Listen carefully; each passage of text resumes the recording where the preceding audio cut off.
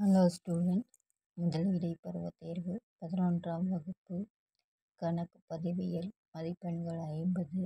First பகுதி ஆ சரியான விடையை தேர்ந்தெடுத்து எழுதுக. இல்லை 10 கொஸ்டின் விட்டுருக்காங்க. ஸோ என்னென்ன கொஸ்டின்ஸ் இருக்குது அப்படின்னு சொல்லி பார்த்துங்க சொல்லுங்கள். இது எல்லாத்துக்குமே ஆன்சர் பார்த்துங்க.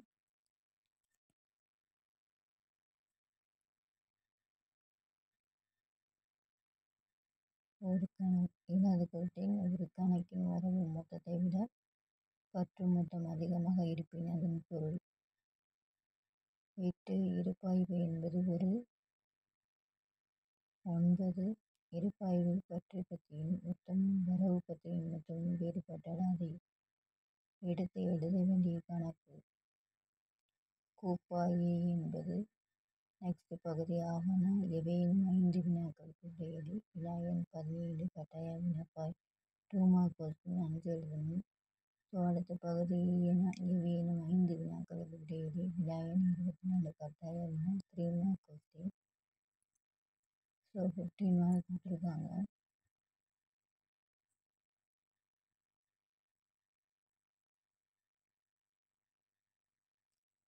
இருபத்தி 2 இரட்டை பதிவு முறையின் விதிகள் யாவை? 23 குறிப்பிட்டிருக்கும். பேராற்றலுக்குமான வேறுபாடுகள் யாவை? விடுபட்ட இடத்தில் நிற்பவர் சம. அடுத்து பகுதி என அனைத்து வினாக்களுக்கும் விடையளி. 5 மார்க் கொஸ்டின்.